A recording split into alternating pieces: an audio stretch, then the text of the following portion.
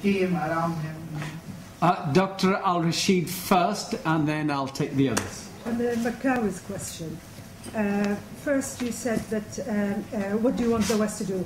I don't want you to believe for 1 minute that I call upon the West to act on Saudi Arabia.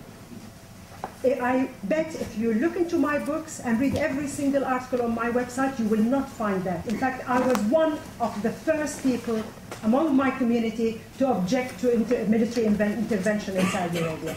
So this kind of accusation, you could write it on the internet, on these blogs and websites, but it cannot be brought it cannot be brought in this context, because people read and know exactly what I'm talking about. The second thing about my family, that's another accusation. You could read it on the internet. You could read it. Mudawi from the Al-Rashid family. My roots, those people who say to me, go to Saudi Arabia, my roots are very long and go deep in Saudi Arabia. We know that. And I have been to Saudi Arabia. Well, but the reason why I can't go, and I'll tell you that in a minute, what I'm saying is that this kind of accusation that I have a personal grudge against Saudi Arabia, it's not true. We fought battles, there is a winner and a loser.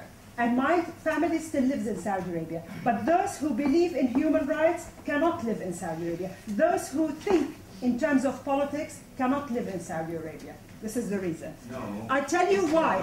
I tell you why. When you talk about women and you write about women, yes, I didn't want to talk about women in this context because everybody in the company of these gentlemen expect that a woman would only talk about women's issue. Exactly like we have in Saudi Arabia. I do not talk only about women's issue. I talk about humans in Saudi Arabia, both men and women. Nothing will happen. Okay. Thank you. And Daniel, do you want to say something? Yes. Well, I would. Nothing will. I just to reassure you. I suggest you go to Riyadh and nothing will happen to you whatsoever. I would like to answer, please. May I please answer? Go to Riyadh. Go to Riyadh. Okay. Sir, let me chair. If anything happens to you, you can raise it with me here in the House of Commons. May Yamani. Will happen to you. Okay, thank you very much. May Yamani. You get a phone call from the Royal Court to say, if you don't stop writing books, we will take disciplinary measures. Go and visit Saudi Arabia. He's a British citizen. Okay, excuse me, I'm chairing, please, hang on. Daniel, please respect. Excuse me. May Yamani, She's very one welcome line. to come on one Thank you, but you've already said that. Thank you very much. No, I would like to answer you, please. If you have been silent and defending the regime against the thousands of people, I've just distributed their names, thousands of people who cannot leave the country and who are in jail, would you, if I go back and get the lashes that I have been told by the Minister of Interior, would you defend me? You are saying, Professor Madawi Rashid, go back. You have been silent about the many who have been tortured, in jail, who sit in jail just because it's the type of regime. Would you defend me if I go?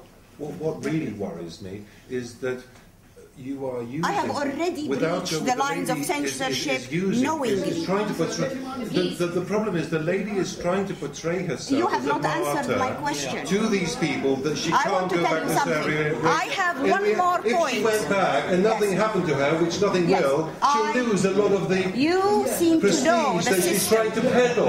Yes. Now, I just want to say one thing. Allow me to say.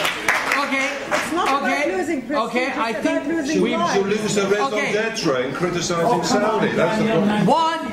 One last round of questions, and I want to take this lady at the front here. No, you're too late. And the lady at the back and the gentleman in that corner. These are 3 questions, and then I'm going to wind up. Sister, yes. My name is Samir Habib. I'm not a politician. I'm an MD, GP. I'm coming here to study. First of all, I'm proud to be Saudi. And I don't want my children to grow up here in UK.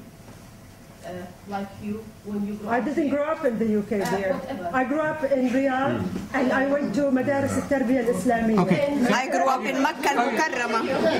Okay. Okay. I don't want my children to grow in UK. Okay. And she's coming to my clinic at the age of 14, pregnant, and they cannot inform her parents because the law doesn't allow me to inform her parents of her pregnancy. I don't want my children to grow. As you said, Michael, your mom or your grandma was covering her hair a long time ago, like 50, 60 years. Now Great Britain will lose its Great Britain, this thing name, because of this social dysfunctional families, or such dysfunctional families. I think we are getting into a debate that I'm not going to accept that. Sorry. I'm sorry. I'm not going to accept that. The lady, was there somebody at the back? Oh, this lady at the front with the hijab. Yes. So I'm listening to this with an ever-growing sense of rage, because the House of Saud, which is universally acknowledged to be a corrupt and self-serving body, has been propped up for decades by the grace and favour of the British and American system.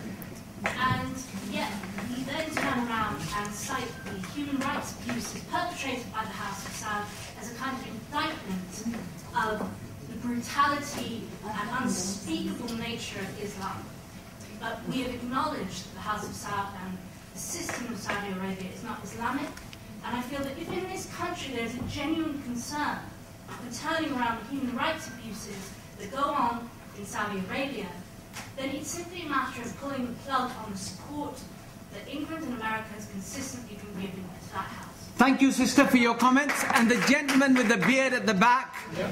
Question to Daniel. As an obvious friend of Saudi Arabia, as an MP, can you tell us what are your efforts to get the Saudi people the best value for money from the Yamama deal?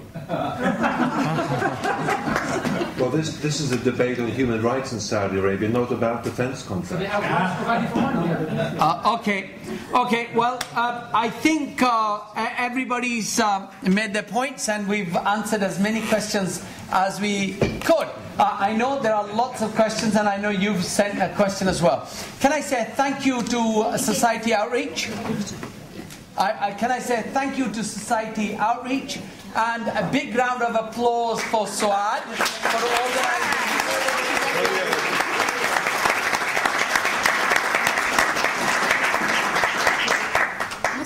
And trust me, those of us who are Muslims, who understand Islam, that just because Saudi government or some prince tells you that they are Sharia, it's not true. Thank you very much. Safe journey home.